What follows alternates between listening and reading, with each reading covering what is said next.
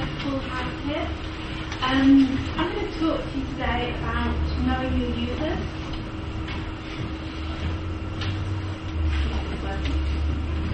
Okay, so why are we interested in our users? They buy our products, they use our services, and ultimately they make us a success or a failure.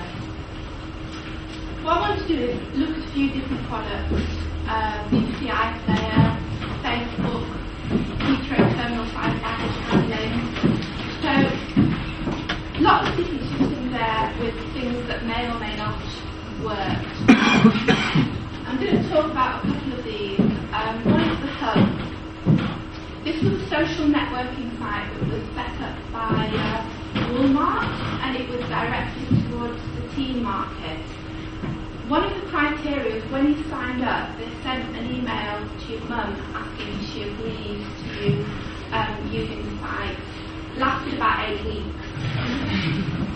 Then we've got Iomu, which was a New Zealand social networking site for older people.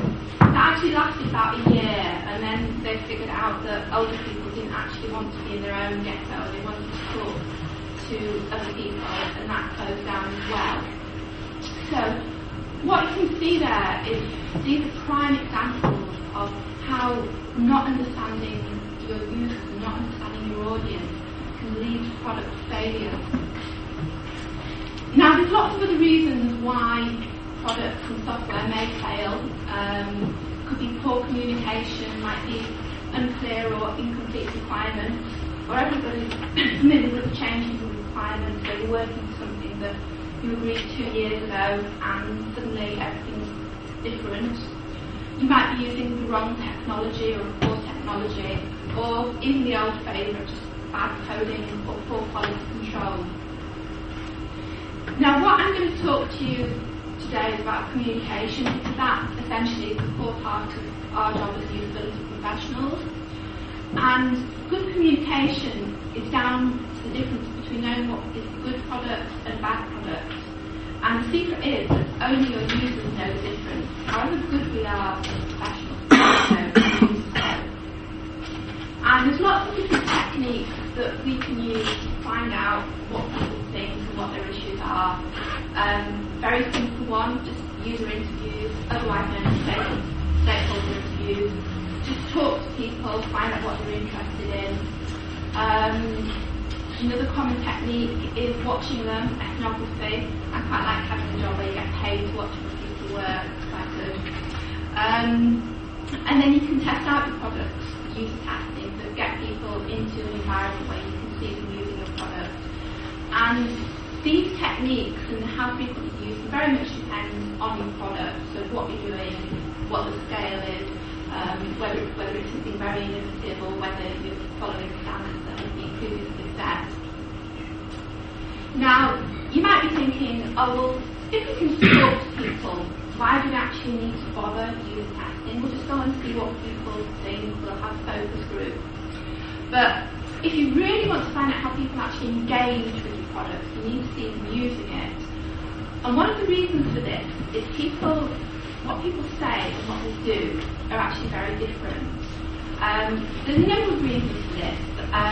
For example, if you're in a focus group environment, somebody might be trying to impress you, or they might have turned up with their boss and think, oh, I should say this, I need to pretend that I like that, or I know this.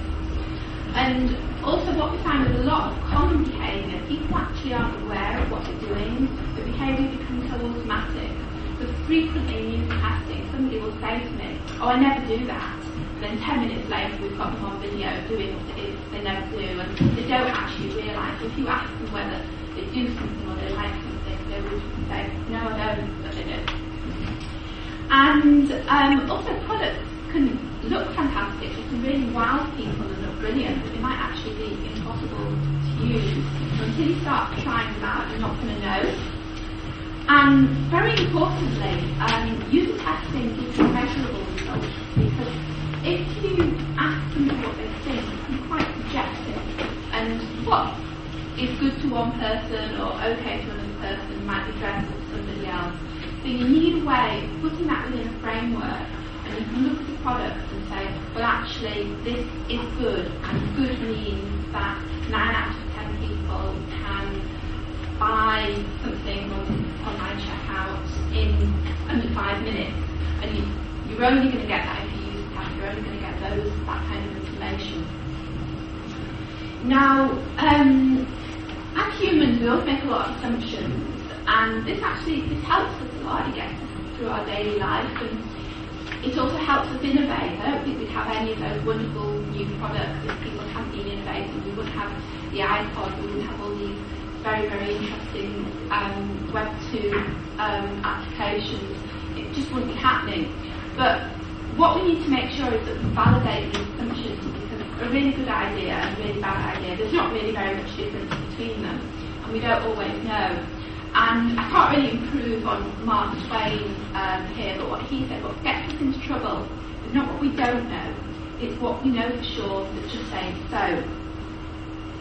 So I'm going to look at some common assumptions. You might be familiar with these. One is people will contact you when they don't understand something on your website. A lot of people still cite this to me. They've had poor results from user testing and things are a bit difficult. They say, oh, well, the contact information is clear, people will phone us up. Well, they don't. And also,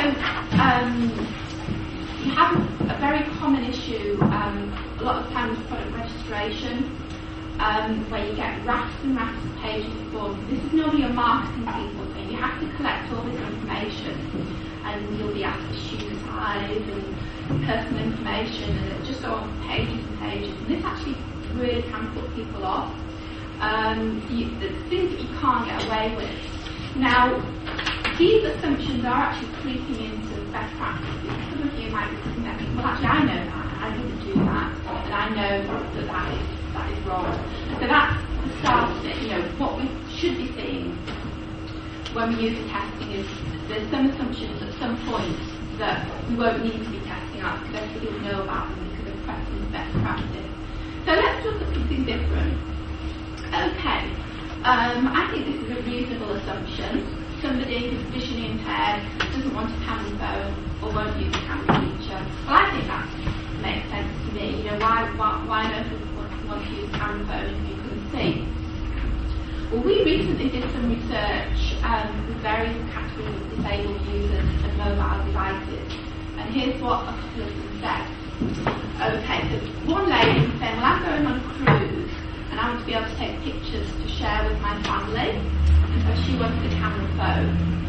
It's a common assumption actually that a lot of people with visually impaired can't see at all, because a lot of them, most of them will be able to see a fair amount, but just probably not enough to engage visually with everything. And here's another one. I think this is great actually. This guy taking a photo of a can of food, sending it to a sighted friend to find out what was in it. So he didn't end up with tin peaches instead of tin tomatoes and spaghetti bolognese. I mean, great innovation. I think it's really useful. So what we've managed to do is managed to prove that assumption is wrong. And what you need to do in science and software systems that you're developing is look at those assumptions you're making and see whether they do need to be challenged.